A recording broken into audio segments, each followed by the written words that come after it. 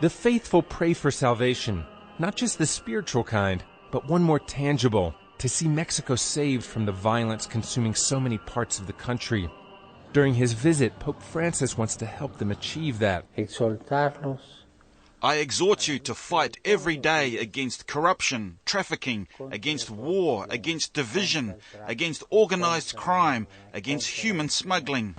Mexico is home to the second largest number of Roman Catholics in the world.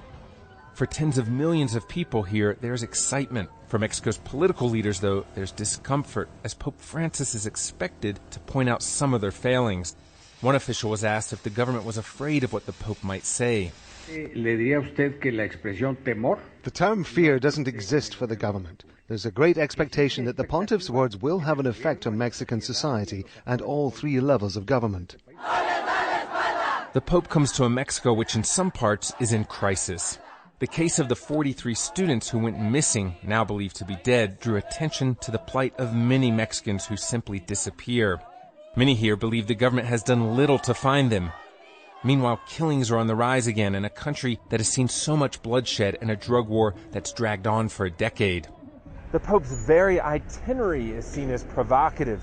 He'll travel to the southern state of Chiapas to hold meetings with indigenous leaders, hold a mass in one of the most violent suburbs of Mexico City, and travel to the U.S. border to show the plight of migrants.